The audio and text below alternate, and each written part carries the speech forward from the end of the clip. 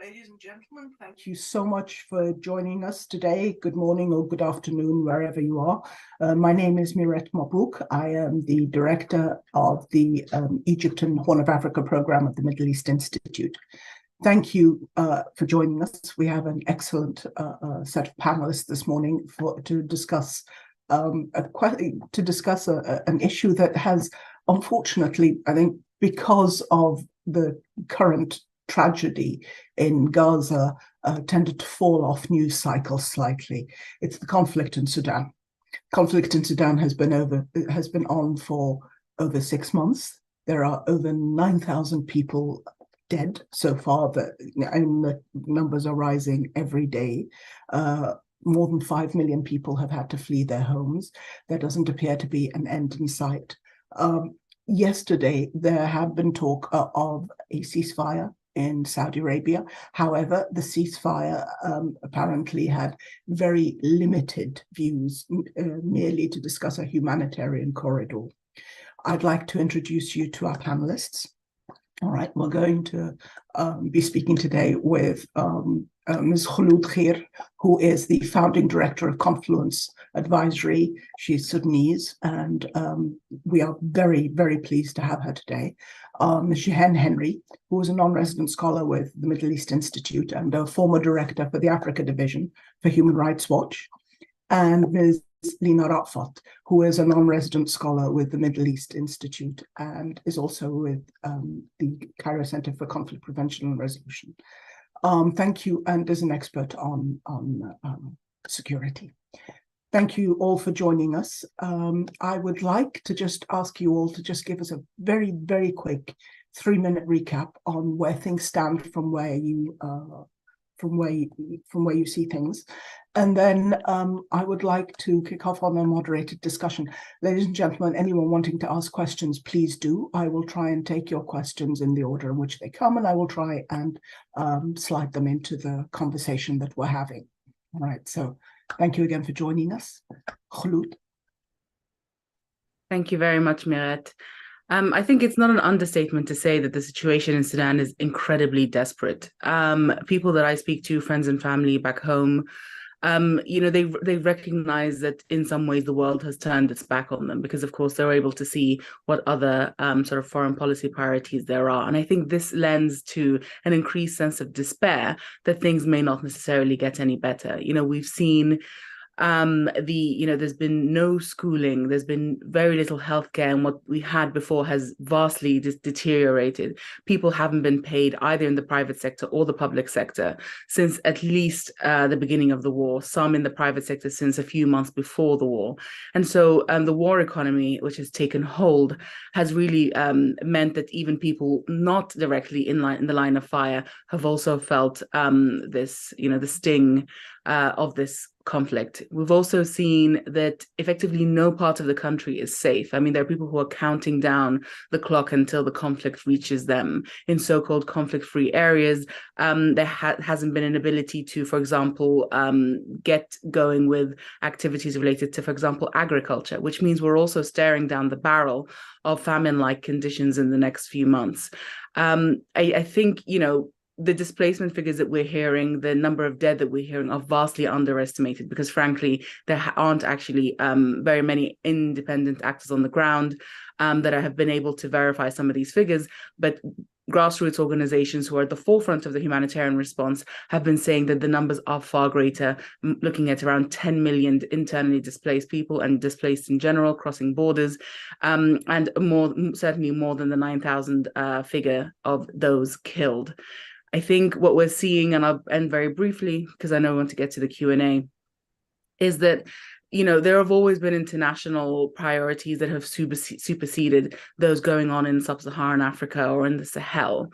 But I think, as we will explore throughout the following hour, the issues in Sudan are not going to be only devastating to Sudan itself. They're absolutely going to go beyond the borders of the country. And what we're seeing, this Libya-type scenario, could very well become an even worse one that looks like complete state degradation and collapse, at which point putting the genie back in the bottle or any kind of post-war reconstruction becomes infinitely more hard. I'll leave it there. Thank you. Thank you so much. Jen, if I could ask you to just let us know what's happening on the humanitarian side. Absolutely, yes. And thank you so much for holding this event. As you said, Sudan is not getting as much attention as it should. It is certainly not an understatement to call it one of the world's worst nightmares and catastrophes, which is what the UN Undersecretary for Humanitarian Affairs called it just last week. Marking the 6 months. So now we're into 7 months of war. I think when speaking about the humanitarian and human rights situation, it's important to bear in mind that the fighting is unique because it started in Khartoum, whereas Sudan's other wars that we know in recent years, like Darfur and South Sudan, were fought in the marginalized hinterlands. So it having started in the capital meant that automatically from day one, there was shelling and use of explosives in densely populated areas. And that created a lot of damage, and the violence has spread from Khartoum to the entire 3-city area of Greater Khartoum and elsewhere. Another epicenter of the fighting has been in Darfur, where we almost immediately saw a pre-existing conflict basically being fueled by the war in Khartoum, and it took off within just days, and it has included serious ethnic cleansing campaigns by the RSF, whose members, we should remember, are drawn from the so-called Janjaweed from the days of the early aughts. And so those communities, together with some of their countrymen fighting alongside them, unleashed these campaigns against the ethnic Masalit in West Darfur. And the RSF has taken strides to control much of the entire Darfur region, and at great cost to civilians. In West Darfur, there have been mass graves found. There have been harrowing accounts of sexual violence, and entire villages just burned to the ground. It's a very chilling repetition of what we saw in the early aughts in Darfur. So the situation on the ground continues to be really dramatic and tragic. The humanitarian statistics are just appalling. Something like half the country is in need of aid. I think Khulud just mentioned the specter of famine conditions, and I think we're seeing that. We're hearing it even from people living in Khartoum, having much more difficulty accessing food, and the same in Darfur. And so in terms of the healthcare and education infrastructure, that is completely obliterated. The statistic I hear often is 70% of the healthcare facilities in the conflict areas are not working. So it's very difficult for people to get the basics. And there is a problem at the moment of children accessing vaccines. There's an emergence of cholera, measles, and malaria. Yeah, so I'll say it's a grim picture from the humanitarian side, and access is a problem. It is, and I think because we're probably going to go into the details later, so I don't want you to have to repeat yourself. But yes, it's a grim picture. Yeah, and we want to try and find out what possibly the international community can do, is not doing. Lena, can I jump to you, please, for a second? So, I mean, Khulud mentioned something very, very important. She said that there is a strong possibility that this conflict is not going to remain an internal one. What does the picture look like for that? Absolutely. I think in order to address the regional security implications of the conflict in Sudan, it's very important at the outset to underscore that any instability in Sudan will mean instability in a very sensitive region that is already confronted with a confluence of security risks and fragility. Geopolitically, Sudan is at a vital geographic crossroads with links to Horn of Africa, North Africa, and the Sahel, as Khulud mentioned. And I mean, the conflict in Sudan has a deep destabilizing effect. I think displacement was mentioned as one of the key issues, and it's not just internal displacement. You also have a huge influx of refugees going into neighboring countries. Primarily, we're looking at Chad, South Sudan, Egypt, and Ethiopia. And at a time when a lot of countries around the world are facing great turbulence, economic turmoil, the influx of refugees in some of these countries could actually also exacerbate competition over scarce resources and aggravate intercommunal tensions, with the possibility in some states to also derail ongoing peace processes. If we look at a country like South Sudan, for example, where there's an ongoing stalling peace process, but then you also have heightened impacts of climate change that are also making the situation a lot worse for the South Sudanese, but also for the Sudanese coming in from Sudan based on the recent hostilities. I think there are a lot of also other security threats at play. Maybe I'll also tackle them later, but just very briefly, we're looking at cross-border security threats in terms of organized criminal networks, drug trafficking networks, also human trafficking and smuggling of migrants.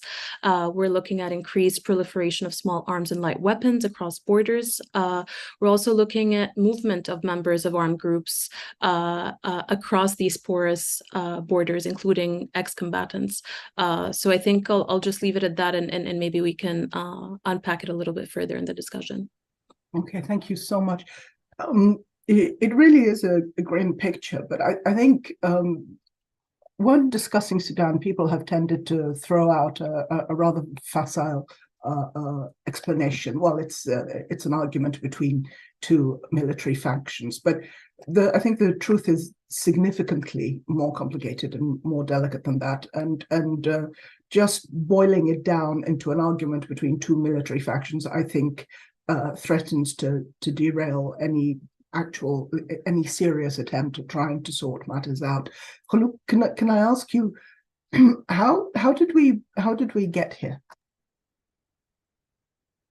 Thanks, Meret. It's quite the question. I mean, the seeds of this really started in the early 2010s when the RSF went from being a militia to a more formalized entity, and one that Bashir used to sort of coup-proof his regime, by keeping all of these different elements of the security sector, including the Sudan Armed Forces, the Rapid Support Forces, who are currently at war with each other, as well as the National Intelligence and Security Services and the police, sort of fighting each other, but loyal to him. And he thought that would be the way that he would be able to stay in power. Now, once he was removed by military actors, but through pressure from the street, through incredible pressure and sustained pressure from the street, these security actors, now bereft of their main patron, found that they could potentially get the keys to the kingdom. And so the seeds, I think that there was a catalysis of this confrontation between particularly this RSF and the Sudanese army at that particular juncture. And during the transitional period, I think civilian elements of the government were so sort of focused on engaging with elements of rebuilding the country, improving international relations, that I don't think they paid much or enough attention to the dynamics between the military actors, to the extent that, even after a coup that they led together, mostly to avoid accountability and mostly to hang on to, their ill-gotten gains and to escape any kind of criminal accountability. But as soon as that coup was done in 2021, we started to see sort of the real fissures between them emerge, at which point they started to cultivate vastly different visions of how they wanted to consolidate this coup. And at some point, those visions became irreconcilable. Issues around security sector reform, issues around, hierarchies within a new governing structure, those were all symptomatic of the irreconcilability between their sort of post-coup consolidation visions. And at the point, please go ahead. I'm so sorry, I didn't mean to interrupt you. I have a quite quick. You mentioned something very important, and I think it's about civil society and about political parties. Now, I think we saw this especially during the Arab Spring, in that existing political parties that, when tasked with actually doing the job of political party, as opposed to being a sort of an energetic bystander when you had an authoritarian regime in place, once, actually given the keys to the kingdom, they just didn't know what to do. They did not, they did not actually have a handle on, how to rule a country, how to actually be a political party. Is this really what we also saw in Sudan? To some degree, I would say that Sudan's sort of revolutionary trajectory follows much more its own history rather than that of the region. And so if we look at Sudan's previous instances of revolution, 1964, 1985, we see many of the same threads there as we did in 2018, 2019. And I think the transitional period this time round was more fraught than what we saw in the 60s and the 80s, because there are more political parties. We have seen a sort of a groundswell of grassroots activism in a way that we hadn't seen in the 60s and the 80s. And we saw different elements of Sudanese society really come to the fore to bring down Bashir. And reconciling, I think, the different opinions and interests of those many, many peoples is not something that Sudanese political parties have become adept at. They've spent so long in opposition mode. I think it was very difficult for them to switch over into government mode and the sort of the reality of doing politics, of gaining consensus, of working with large groups of people. That was very much lost. Right, thank you. I think I'd like to come back to that in a minute, because it's so interesting. But let me ask Jehan about something, because Jehan, you were painting, as you called it, a grim picture of the humanitarian situation on the ground. But it is grim, and the question is, why is it so grim? I mean, the international community has had a while to try and sort out aid efforts, to try and sort out aid corridors. It still hasn't happened. Can you? Sure. I mean, to put it simply, the parties don't want it to happen. They flouted several times earlier efforts to reach a humanitarian ceasefire. That's why talks were suspended in June. And now with their resumption in Jeddah, the hope is that they may, in fact, agree to a system whereby there are aid corridors. But the lack of aid is also a funding issue. The appeal that the humanitarian community put out was for something close to 2 billion. And they have only a small percentage of that. There's also the fact that the SAF is up to its old Bashir-era ways of obstructing aid and making it very difficult for aid groups to import their supplies and to operate within the country, even in SAF-controlled areas, much less crossing lines to RSF-controlled areas. So there are a number of factors that explain why aid is not getting to where it needs to go. Well, can I ask you something? Why would because one would assume that the delivery of aid would at least help in maintaining some form of security. Is that not desired? Why would the SAF? I mean, we'll get to the RSF in a second, but why would the SAF delay? Unfortunately, this is part of the way of doing business with the international community that we've seen in Sudan for decades, with aid being manipulated and controlled and restricted. So yes, one would assume that aid should come in freely and be transported easily, but there's so much mistrust. Of course, you have SAF also cracking down on civil society, who they suspect of being too close to the RSF or its allies. So there's already a huge amount of polarization in the landscape in Sudan, and this plays out in the aid delivery as well. So I think the hope is that now with Jeddah 2, they're calling it, there will be some openings, but I would not be too optimistic about sort of ending these long-standing patterns of restriction, distrust, and manipulation that we have seen, through Sudan's long civil war as well. There's a lot of red tape. For example, there's the Humanitarian Aid Commission that tries to vet every single person involved in any organization that wants to do work. So that's there. And then there's also the issue of access. Who are your interlocutors? If you're an aid group and you call some commander on either side, do you know that commander really has the power? And that's also shown to be a problem in recent months in Sudan, as groups have tried. The other thing to remember is that it's very difficult to enter the country, with Port Sudan being the only port, really. And then there are other paths through Chad or through South Sudan, but they're very difficult. Obviously you cannot fly into Khartoum. And so how to help people when you cannot send supplies in easily, it becomes a difficult question, and how to transfer money when the banking system is broken, and so on. All right, thank you so much. I want to ask Lena about security, but if I may, I'm just going to jump back to Khulud for 1 second to just pick up on something that Jehan mentioned. Jehan mentioned polarization.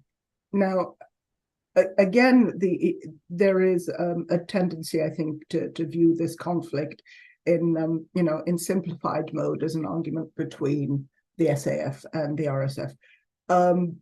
How deep does it actually penetrate into Sudanese society? Because I think the more polarization is, the more likely it is that you're going to have friction in the society, but also the more difficult it is to try and attempt a long-lasting, a long-lasting solution. Khulud, is Sudanese society or polarized at the moment? I would say extremely so. I mean, obviously, social media is quite a particular animal, but if you look at sort of social media engagements, there is very little room for a third way, if you will, a non-RSF supporting, a non-SAF supporting way, because both sides will accuse you of favoring the other. Now, obviously, that is unfortunate, but it's also intentional. We have to remember that both sides, both the RSF and the Sudan Armed Forces, they want to keep this war going. And if people came together, clubbed together and sort of said, well, we reject both of you, then of course that limits their ability to sell this war as a sort of a public good. But by keeping the sort of discourse so polarized, and frankly, it doesn't need much help, they're able to continue getting calls, often public calls, to keep the war going. Particularly, we've seen that sort of central elites, sort of particularly business elites, elite groups that have always been at the top of the sort of ethnic taxonomy of Sudan. So they've always been privileged, particularly the riverine Arab groups. They are very much favoring a SAF position, even if before the war, they're very much against SAF. And that's because, it's in some ways, it's better the devil you know. In other ways, some of them cannot countenance, and we've seen very highly charged ethnicized language. Some of them cannot countenance the idea of someone like Hemeti, uneducated, from Darfur, from a pastoralist background, somehow winning this war. And so they've thrown their lot in behind SAF. Now, obviously, regardless of who you throw your lot in behind, whether it's the RSF that have been, as Jehan said earlier, accused by very credible sources, including Human Rights Watch and Amnesty International, of committing, human rights abuses and war crimes, or whether it's SAF, which, as Jehan has also said, has had this decades-long legacy of sort of killing people, including civilians, all across the country. There is no choice there. And yet we are seeing this, very sort of perpetual discourse that is intent on keeping the war going, with the idea that one of them could outright win. I think anyone who has a cursory understanding of Sudanese history would see that actually it's very unlikely that either side will win, and because no war in Sudan's history has ever been settled through military conquest. So it's something we definitely need to sort of keep an eye on. All right, thank you so much. Lena, I'm going to jump to you. I'm sorry to have kept you waiting. The security ramifications. Now, I think as we were looking at it, there are really two sides. There is the side where you're going to get security ramifications in other countries simply from the overflow of refugees. I mean, as you pointed out, many of the countries that the Sudanese are fleeing to already have huge problems of their own, whether they're economic problems or whether they're political problems or whether they have, some countries are already in conflict. But then there's also the organized side. Let's kick off with just from the humanitarian side first. How many of the countries on the borders are peculiarly vulnerable to refugees entering, or the kind of pressure that it would place on their domestic societies, on their economies?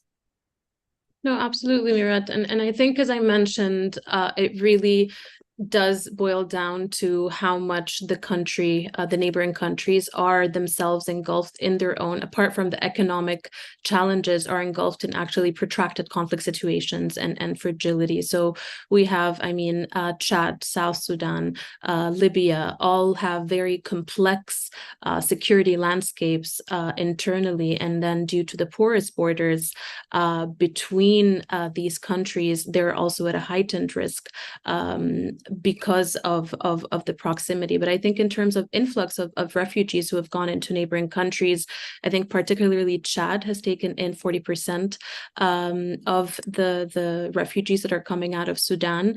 And then the remainder is also actually almost equally distributed between Egypt and South Sudan.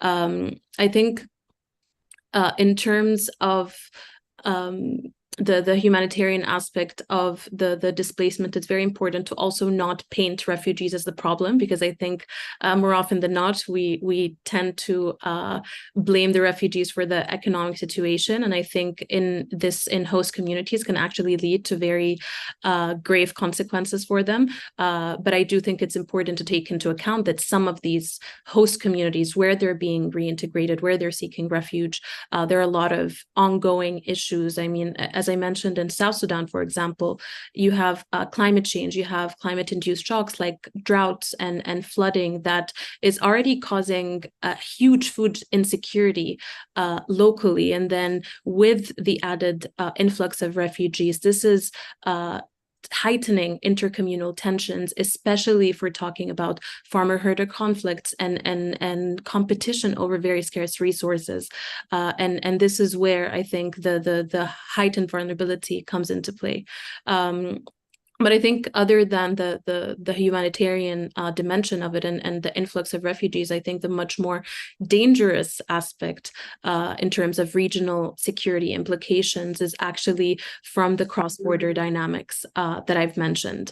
If we're talking about the presence of non-state armed groups and organized criminal networks that exploit the security vacuum in order to advance their operations, I think this is some of the things that need to be closely addressed. Over to you, Murat. Okay, so thank you. You're right, they do need to be closely addressed, and I would like you to closely address them in a bit, but I want to jump back to Jehen for a second, because we've been talking about the humanitarian issues, but there's also, there have been accusations and, perfectly credible ones of mass human rights violations. Where do we go from here? How credible are they? How bad are they? What is being done about them? Yeah, well, Darfur, as I was explaining earlier, has basically already been experiencing many more localized conflicts, and there was an ongoing conflict dynamic in West Darfur that was basically the war in Khartoum kind of fueled or fanned the flames of that in West Darfur. And so what you saw was the RSF joining hands with others of the same ethnic background. So basically Darfuri Arabs living in that area already, and carrying out these coordinated attacks on Masalit, who are the non-Arab residents of the area that lay claim to it as a homeland. And what happened in West Darfur really sticks out as a very chilling reminder of what happened in Darfur in the early 2000s when the United States government called it a genocide. Now, we are waiting now to see whether the United States government is again going to designate Sudan as either a genocide or some other type of atrocity. There are legal distinctions between genocide and crimes against humanity and war crimes that are important to pay attention to when making official statements. But essentially, the pattern of crime was extremely ethnically driven. And we had a very gruesome incident in June when the former governor of West Darfur was abducted and killed and his body humiliated, desecrated. And that was one of the factors that precipitated sanctions to be imposed upon the number two in the RSF. Aside from things like sanctions and designating the situation an atrocity, there isn't much else going on. The ICC did extend its jurisdiction over Darfur for the recent violence. So it is no longer only looking into incidents from the earlier genocide in Darfur or mass atrocities in Darfur. It is now looking at the current violence. But its jurisdiction is limited to Darfur. It is not for the whole of Sudan. So for the whole of Sudan, the question remains what to do about all of these killings and the large-scale pillaging, looting. All of Khartoum has been looted. People's homes have been overtaken. And so people are collecting information, they're recording information. You have a number of civil society actors who are brave and staying on, bravely working to try to fill in the gaps for the humanitarian aid. And they are also trying to document what's going on, many of them, I believe. And certainly we have a lot of Sudanese in the diaspora who are engaged in that as well. And the idea being to try to pursue justice, maybe in connection with the peace deal, if there is eventually a political deal. The justice system inside Sudan obviously is broken. And so a lot of what could come in terms of justice, healing, reparations, is likely to sort of be discussed in the context of a political deal or some future political dispensation. And I think many in civil society are very much hoping transitional justice is front and center in a political discussion. Now, Jeddah is not that. Jeddah is narrowly focused on the cessation of hostilities. So there are a lot of issues to deal with, as well as transitional justice. But this is something that remains very important for Sudan because, as others have mentioned, I think Khulud may have mentioned this, it is the environment of impunity that allowed, this fighting to start. Yeah. So on impunity, I mean, this is really the question. So let's say we have a genocide designation. So what? I mean, really, how does it is, of course, necessary for, as you mentioned, transitional justice, et cetera, but we have two things. One, the history of transitional justice in the area is vague, to say the least, and two, it doesn't actually help now. What is being done by international actors that is going to help people on the ground now? Because I imagine that if we're talking about consequences for actors at the moment, then that's not going to make them particularly keen on pursuing a political resolution. I could be completely wrong, of course, but generally speaking, things that tend to result in consequences for a guilty party does make that party not want to take part or not want to move this process along. So what is the international community doing that is going to be of use to Sudan now? I'll jump in, but I'd love to hear others speak on this point. We will be, yes. We will it's a real conundrum. It's a real conundrum. Yes, it's a big conundrum with Sudan, not only because it's no longer so high profile, including within the United States government, I should add. It is not sufficiently high profile the way it used to be. But also, I think one of the areas that the international community ought to be acting is preventing external actors from continuing to arm the parties. And we know that this is documented. The Emirates are arming RSF. That is one. Two, I mentioned earlier sanctions and the use of sanctions. We have seen more sanctions connected to Sudan via the Gaza sanctions than we did before that war. Or I didn't count them, but there were a lot. The point is to use these tools, and it's always a debate in Sudan about when to use them and how to use them and whether it's wise. But I think they are among the tools in the toolbox. I will not claim that they are the most effective, considering many people, at least the individual the travel bans and so forth, are usually not so relevant, but targeting the businesses is and can be. And I think others have followed this closely as well on how to get at those networks. And both sides to this conflict have them. So those are some tools in terms of the humanitarian side. I mean, we are going to see that be part of what follows from Jeddah, and I think that does require more pushing and more basically insisting that it be allowed in, and monitoring that. A very important piece of it is having a monitoring mechanism so that whatever types of restrictions and manipulations are the parties are doing can be called out and stopped in that way. Some transparency. So those are some thoughts. Yeah. Thank you so much. Khulud, I'm going to ask you about all of that later, but for now I want to jump back to Lina for a moment. Lina, can we talk about the role of external actors in this conflict? Absolutely, Murat. I think at the very outset, it's important to say that every country in the region, and especially the 7 neighboring countries, each have priorities and internal considerations and interests tied to the conflict in Sudan. And as Jihan mentioned, I think there's been a lot of influence by external actors who are trying to tip the scales of the conflict in certain directions. However, I think that regardless of these considerations, it should remain a priority first and foremost to preserve the unity and territorial integrity of Sudan and prevent it from further disintegration, because regardless of the specific interests of each party or country, I think no one in the long term would benefit from an unstable and a disintegrated Sudan. So I think this is just at the outset to say that this is a very important dimension to take into consideration.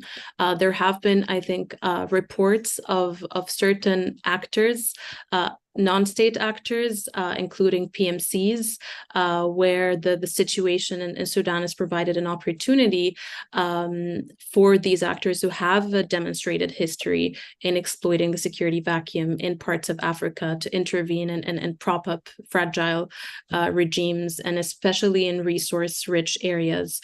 And I mean, we've heard some allegations of this happening across the border between Central African Republic and Sudan, where there are gold mines.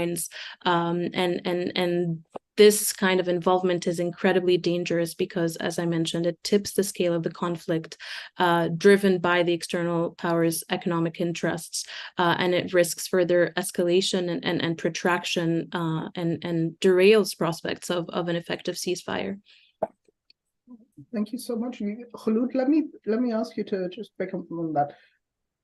Are you worried about external actors? And if so, what can be done to prevent it? Because from where I'm sitting, it doesn't seem like very much is being done to prevent external actors essentially interfering in other countries to prop up their own priorities. And you can see it in all of the surrounding countries. I mean, everybody has a hand in, but you're the expert, so I'd like to hear what you have to say about it. We're all extremely worried about the external actors element, because Sudan, as a sort of a territorial entity, is very, very has very, very porous borders, and so all of its neighbors' internal issues impact Sudan, what's going on in Sudan, and are impacted by what's going on in Sudan. Sudan's in a very bad neighborhood. Almost all the countries in that neighborhood have undergone some kind of transition in the past 10 years. And for the most part, those transitions have not been sort of calm or linear. And because of that, Sudan finds itself unable to rely on the stability of one or other of those countries. And just, to show you sort of to what extent, also to how bad things are, the only quote unquote stable country in the region is Eritrea. And obviously Sudan is not going to rely on that country for any kind of sort of democratic push forward. But the point is that it's not just Sudan's, sort of immediate neighbors that are sort of engaged somehow in this war. It's further afield, and even further afield than that. There are sort of 3 layers of international engagement. And the unfortunate thing that we're seeing is that in none of those layers is there sufficient international pressure on different supporters of this war to end their support to the war. And because of that, we have continued to see a continuation of the war, despite the humanitarian issues, despite the prospect, very imminent prospect of state collapse. And despite the toll of human suffering, although it has to be said that neither of the 2 main warring parties have ever had any interest in mitigating human suffering in Sudan. And so when we look at, let's just take the United Arab Emirates, because that is a country that has been, sort of on record, been supporting one side. With the United Arab Emirates, there is some pressure that can be brought to bear potentially by different international actors, but it's quite clear that that pressure is limited. And it's also clear that those countries who can apply pressure, let's say the United States, would be unwilling to do so for a country like Sudan. It is not geostrategically that important to the United States for them to potentially harm a strategic relationship like that with the UAE. And so Sudan finds itself in this sort of no man's land where it's both quite strategically important, as Lena said earlier, but at the same time not strategically important enough. We also see that, countries nearby are already impacted by, there is already an overspill. We saw during the summer a very sort of anxious period where potentially Chad could have become embroiled in this conflict with shooting sort of from the Sudanese side into the Chadian side and vice versa. Considering that this war could last 20 years, as such wars of Sudan have done previously, the prospect for sort of these countries becoming more and more involved increases exponentially as this war continues. And so there is an urgency in seeing the war end. But, one of the things that Jeddah, for example, and other platforms have to look at is what does ending the fighting look like and what does ending the war look like? And significant pressure needs to be put on, regional countries to, and potentially some, disincentives have to be put on the table for those regions and those countries to stop the fighting. But actually the opposite may be true for ending the war, putting forward incentive structures that benefit both Sudanese actors and regional actors could be the way to end this war and put Sudan on a path to some kind of peace and prosperity. All right, so thank you. We'll get back to that in a second, although I do want you to think about a bit about the incentives, because I think if we can come out with sort of a coherent sentence for we know what's not being done, but what do we think should be done? What do you think should be done? So maybe think about that for a second. But I'm going to jump back to Lena, because I'd cut you off earlier, but there are, of course, different aspects to the security, and armed external actors and risks like human trafficking and drug trafficking, these exponentially raise the risks around the border. How much of a risk is there, and is there a way of mitigating it? And specifically, which countries are most vulnerable? It's a big question, I know, but you are up to it. No, but I mean, it is a huge risk, Miret, and I'll try to draw on some concrete examples of countries while I'm talking about the different risks. So again, due to the porous borders and especially border zone communities in general, they tend to be the areas where the presence of the state is the weakest, and where non-state armed groups, whether it be armed groups, terrorist groups, illicit trafficking networks, exploit the security vacuum to expand their operations. So we talked about the huge waves of displacement. These displaced persons are actually facing a very heightened vulnerability to human trafficking, especially due to the fact that Sudan is a primary transit point for irregular migrants and refugees seeking to flee from the Horn of Africa to Europe. And so, for instance, smugglers in Libya are able to take advantage of this situation since Sudan functioned as a departure and transit point for people attempting to flee the Horn to Europe via Libya. Both Sudan and Libya are also on major drug and human trafficking routes. I think a huge other problem is the increased proliferation of small arms and light weapons. And again, this is due to the fluidity of the borders and weak border controls. And so I think the countries that Sudan shares borders with, such as Chad, such as Libya, such as the Central African Republic, have armed groups and weapons that have been in circulation that predate the eruption of hostilities in Sudan. And so adding new weapons will only serve to exacerbate the violence, prolong the hostilities in these neighboring countries, and also making it harder to reach a ceasefire with this constant supply of weapons in circulation. I think also related to this, and very important to consider, is the movement of either active members of armed groups across these borders, but also ex-combatants who could have been a part of the previous Juba peace agreement, who were disarmed and demobilized, but were never sustainably reintegrated or given sustainable forms of livelihood support. And Khulud earlier mentioned the importance of security transitions and SSR and DDR in that regard. So the movement of these individuals across the borders is also particularly dangerous because they're crossing into areas where you have active armed groups and active illicit trafficking networks and organized criminal networks that can likely recruit these former members and active members of armed groups, and that will also lead to an exacerbation of violence in the region. I think one other point also is there are some fears growing that the destabilization and the conflict currently in Sudan actually could risk linking up between the conflict theaters in the Horn of Africa and the Sahel, and particularly as the threat of Sudan continuing to escalate in violence and to destabilize.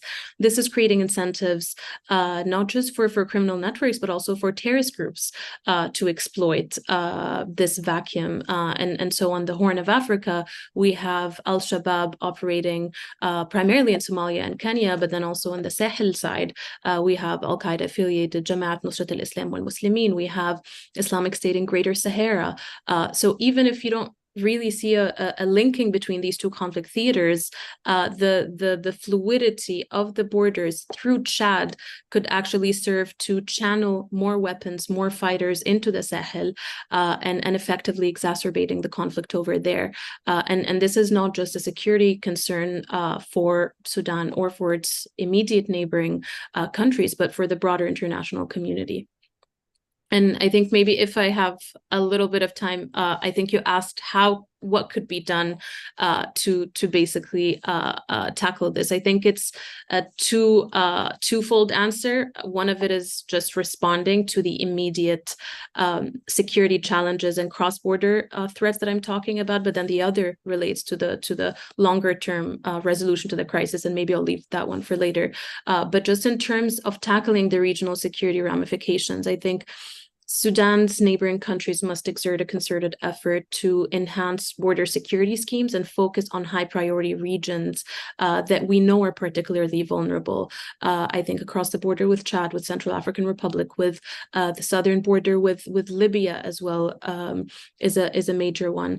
And as demonstrated in other conflicts around the world, I think there's a need also to address the root drivers of conflict. So in parallel with exerting more effort to enhance border security schemes, there needs to be a provision of a minimum level and a minimum standard of basic services in these border zone areas to ensure that the drivers that are leading the people to devolve into conflict are addressed. I think this also should be complemented with strengthened regional cooperation, intelligence sharing, and operational coordination between Sudan's neighboring countries, including also collaboration on counterterrorism and countering organized crime. And yeah, go ahead. Let me ask you something. I mean, this sounds excellent in theory, but I mean, Khulud had mentioned that Sudan has porous borders, but in truth, every single one of the countries that we are talking about here has massively porous borders. Okay, so how are we going to get closer cross-border security and more stringent border checks? Well, these are countries that are lacking in facilities, lacking in resources, possibly lacking in expertise, countries with their own domestic issues. Okay, how are we going to get the kind of coordination that you're talking about? I mean, I'm not an expert, but the kind of coordination that you're talking about requires all of these things, requires resources, requires military sophistication, requires coordination in an area not known for coordination. So how do we get, how do these countries attain the kind of cross-border cooperation and security that you're talking about? I think it really boils down to, I think you mentioned earlier, you were asking Jihan earlier about the role of what is the international community doing. I think this is one of the main things is the international community will always have a role, but this role has to be a supporting role to the regional countries. So this process of strengthening coordination, information sharing, intelligence sharing has to be led first and foremost by the Sudan's neighboring countries. Otherwise, the efforts will never be sustainable. But these can always be reinforced by international support in terms of capacity building, in terms of training of local national staff and personnel on best practices on how this could be further strengthened. Because we see there are successful examples of this happening, for example, in North Africa, along Tunisia, Algeria, Morocco, to combat the spread of terrorist groups and organized criminal networks. So it's really a matter of leveraging complementary mandates and resources, but also I think in relation to how the international community can sort of reconfigure the modalities of support to not only, I think, humanitarian and intervention and crisis management is incredibly important, incredibly pressing, but it should also in parallel invest in longer term programming, longer term interventions that can reinforce peace building efforts, stabilization efforts, and this includes investing in national capacities and national staff. And otherwise, I don't think there is any way around it, honestly. All right, thank you. Just to let the panelists know, we do have a lot of questions coming in that I'm trying to weave into the conversation. And I'll jump to Khulud in a minute, but for now, let me ask Jehen, are you seeing on the ground the kind of concerns that Lena is mentioning? Are you seeing, are we looking at possibilities for human trafficking? Are we looking at possibilities for increased drug trafficking? I mean, are we seeing these kind of dangers on the ground, or are they unfortunate potential at the moment? Yes, well, I mean, unfortunately, we have already seen them. You know, even before this war, Sudan has been a transit country. There have been, patterns, including through Egypt or through Libya, of people smuggling. And the EU, I know, has been working closely on this issue. And there was a period of time a few years ago when activists in Sudan were very concerned about news that it was directly supporting the RSF. Now, the RSF's growth as a force is tied up with its role to the international community as a migration manager. So I'll put that out there. But in terms of other types of people, you know, there's people smuggling, but other types of criminal activity organized. Unfortunately, it was around even in the transitional period before this war. Strengthening the rule of law in Sudan is a pre-existing sort of goal, and it was part of what the transitional period was going to do, along with security sector reform.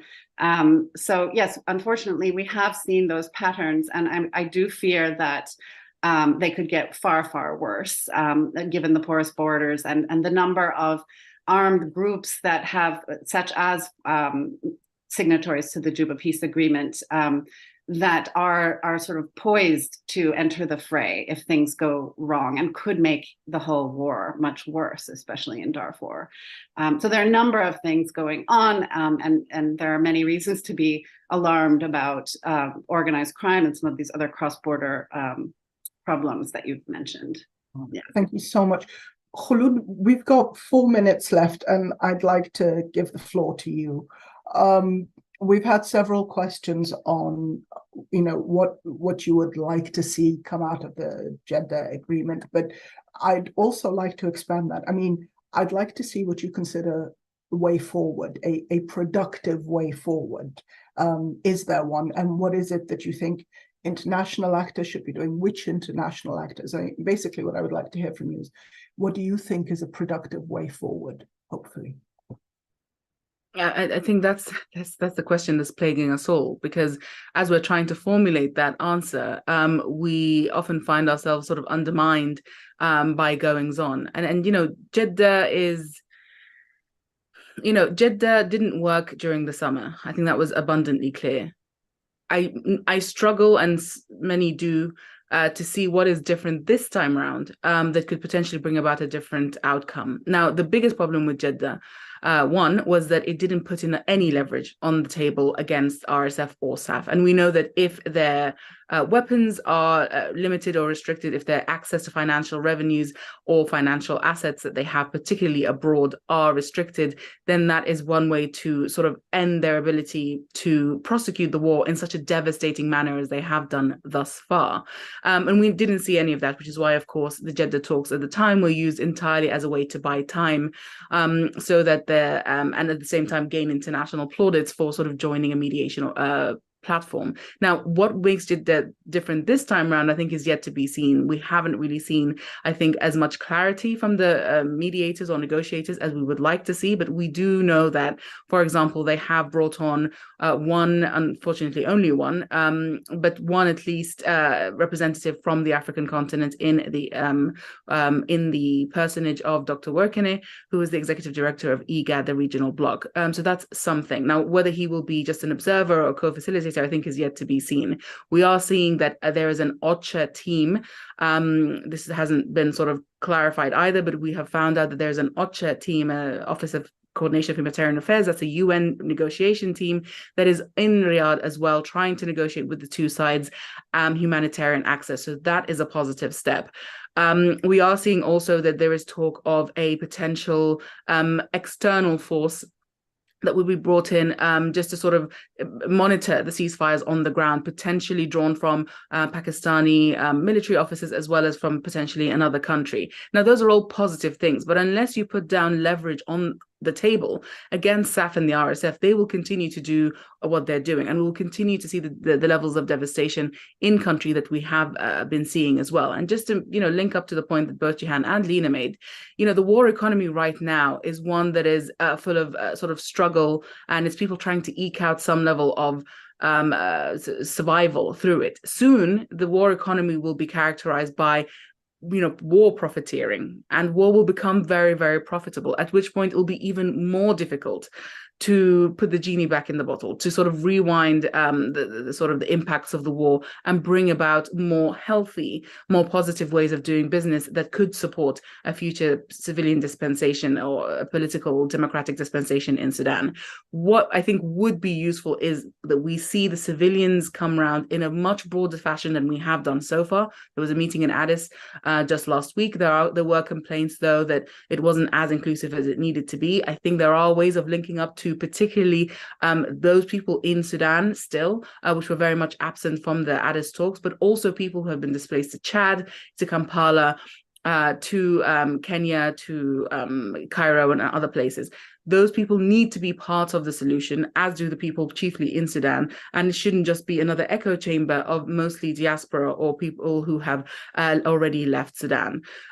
Once a vision sort of it crystallizes from those civilians, that should be able to link up to, very robust ceasefire talks, and that would be able to work hand in hand to bring about a political sort of solution, which is the only way this war is going to end. A ceasefire may end the fighting, but it will not end the war, because only a political agreement will deal with the grievances and the core issues in order to stop the war itself. Now, what we're seeing at the moment is that Jeddah is doing one set of things in ceasefire talks, and the African Union, and to some degree, or not really the African Union, IGAD, and to some degree the African Union doing another part of this, which is the civilians piece. There aren't enough interlinkages between those things to make sure that all of these efforts are not just wasted. We have to remember that the Sudanese military actors are experts at buying time and running rings around mediators, and they will continue to do so in Jeddah, as we saw them do during the summer, unless mediators become much more sort of confident or much more intentional about linking up their efforts with the efforts of others, instead of hogging mediation platforms in order to eke out some kind of political cachet. All right, well, Khulud, thank you so much. I wish we had another hour, so I think we're just going to have to do this again. I'd like to thank my panelists, Khulud Khir, Jihan Henry, Lena Rutford. Thank you for a really engaging discussion. I wish the circumstances were better, but still, I look forward to seeing you all again for more discussions, possibly when when Jeddah is over. And I'd like to thank everyone who joined us today for your time, and we look forward to seeing you again. Thank you all very much.